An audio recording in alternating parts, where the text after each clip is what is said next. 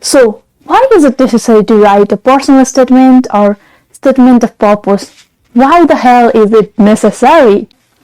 Hello there. If you want to write compelling and captivating statement of purpose and motivation letter, then you need to definitely watch this video till the end. First of all, please guys, like this video because it helps my content to grow and reach the larger audience based on your likes, because YouTube thinks this is a great content to recommend to many other audiences. And also, don't forget to subscribe to this channel and hit that notification bell so that you will not miss any more updates in future. And also, don't forget to leave your comments below. I will definitely respond to those comments. Now let's get started with the video. Get ready with your pen and your paper. So, why is it necessary to write a personal statement or statement of purpose? Why the hell is it necessary? So, here in this video, I will tell you exactly why and how long should it be. So, watch the video till the end and also don't forget to share it with your interested friends. The statement of purpose defines your goals, your skills, and also your motivation in the particular program. It tells the graduate school admission committee, hey listen, this is what I can do, this is why you should choose me, why I'm important to your program, and what I can do in 5 or 10 years from now on after the graduation from the particular program or the department. Then how to write it then? This part is interesting. The personal statement or statement of purpose, it should be tentatively 5 paragraphs. It should not be so long because it can be boring to the reader. And you should make sure to write in such a way that it will be captivating the reader for the next 5 minutes. Make it short, concise, well written, and make sure to convey all your messages there. Let's begin from the first paragraph. The first paragraph should mention well about you more than mention in your CV and your transcript. Tell a short story about what motivates you and what ignites the fire within you for your particular goal or your dream. Make it short and draw all the attention from whoever is reading it. For example, if you are from Nepal, talk about your academic history and the reason for you for choosing that particular program, and also connect that with your study dream. And in the first paragraph, don't just mention about yourself. Add some point or the connecting dots with your future plan. So, does this make sense to you?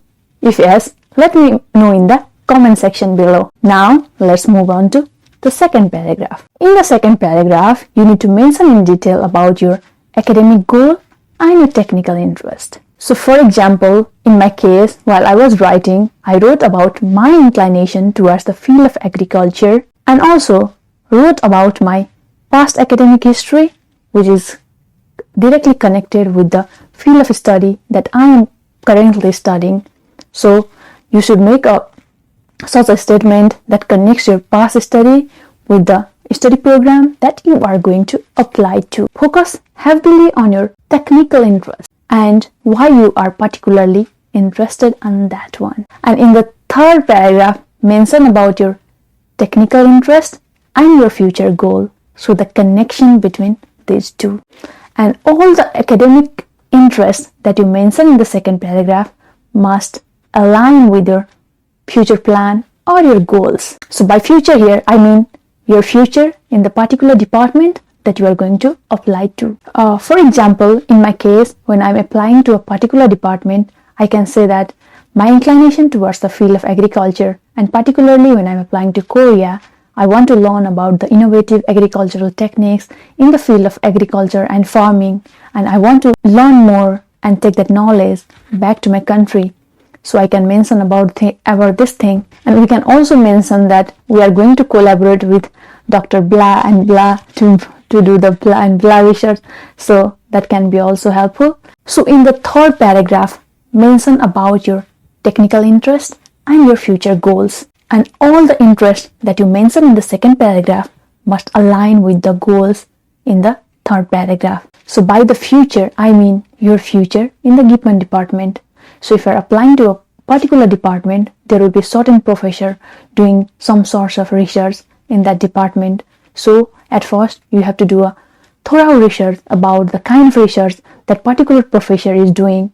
And when you know about the name of the professor that you are going to apply to and the research that the professor is doing, when you are sure about that, you can mention those things in your letter. And when you mention the name of the professor in that letter, it can be impressive because that person will draw a conclusion that you had done enough research to apply to that department. You are really hardworking and you are really very interested to that department. So it leaves a positive impression on that particular professor. And also you can give certain example.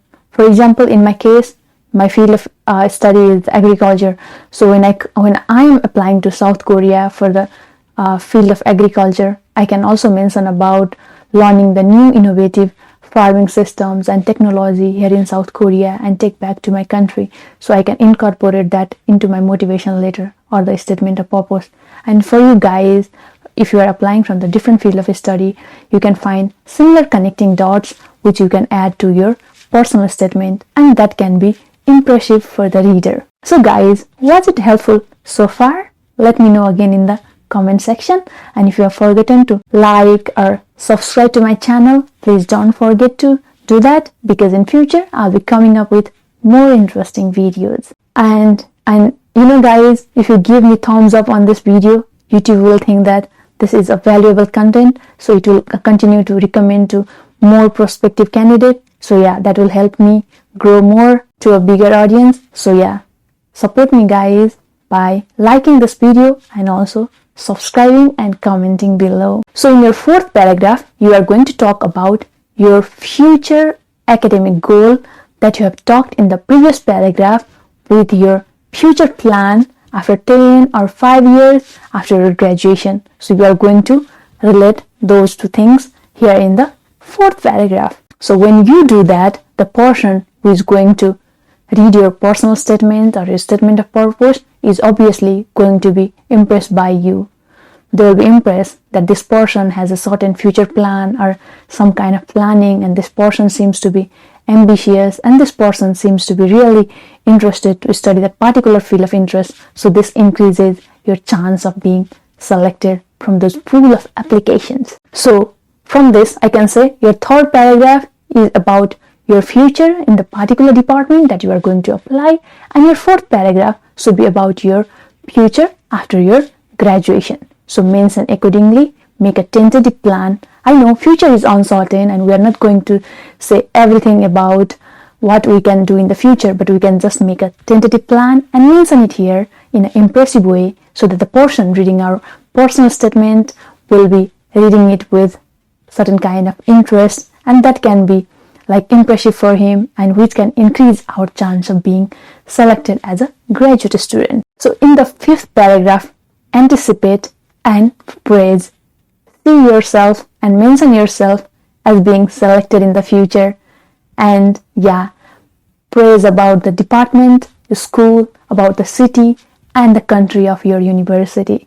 Praise them all, mention about their weather and mention about the culture and praise them, because, and yeah, this paragraph is also going to be the concluding one, so give your concluding remarks as well, and as much as you can just praise the city, praise everything about that country, so that they will get an impression that you have done a thorough research, not only about the department, not only about the program, but also about the country, people and the culture. So this can be a good impression for you, and yeah, they will make a conclusion that you are the perfect candidate for that program. Graduate school, they receive number of application along with your application every intake and every year. So you need to make sure to stand out from those pool of application. So you need to work really hard on making yourself stand out from those pool of application. Make sure not to copy your motivation letter from your seniors or friends, because your motivation letter or your personal statement is your story, and I know your particular story is going to make you stand out from this pool of application, because you are unique you are special and you are blessed with certain kind of characters and property that nobody else is blessed with. So with your unique story, you will of course make it to the graduate school and you will be selected. So yeah, make sure or feel free to express yourself, write your unique story. And when you are writing your personal statement, you must be able to convince the graduate school that you are the best candidate for that program and there is no any other candidate better than you, and also you should prove that that program is only the best program for you. There is no any other program than that based on your ability and your capability. So if you can do that, of course, no doubt, you will be selected. And after you have completed all your 5 paragraphs, don't forget to revise it and edit it. It may take days, months, weeks, or sometime more than that, but make sure to revise, edit like crazy. And you can also ask some of your friends to read it for you, and you can also hire some professionals who can read and correct your letter for you. So yeah, the graduate school admission is really competitive, and it's your personal statement or your statement of purpose based on which they are going to judge you. So you must work really hard on it. No grammatical error and no typos. Please make sure on that, because if you make some grammatical error and stupid typos, then those people are going to consider you as lazy, careless, and they don't want such candidate in their school or in their department. So yeah, make sure to edit your SOP as much as you can. So if you have a stupid typos and grammatical error, this says a lot about you as a person, and they will judge you based on that. So make sure to remove those errors as well. Graduate school scholarships are really very competitive, and they don't want any careless and lazy student in their school or in their department. So be careful and just edit as much as you can. And I hope you guys noted down the important point, and I will see you again in the next video. Thank you so much for watching this video up to this point, and I wish you all the best for your graduate school admission and your graduate school application process. If this video was helpful to you, please let me know in the comment section below, and I will see you soon again in the next video with more useful tips and tricks for the graduate school related information. Till then, stay safe, stay productive. See you soon again in the next video. And if you haven't checked my previous videos related to scholarship and internship here in South Korea, don't forget to check the description section, or you can check somewhere here. Thank you. See you again. Bye bye.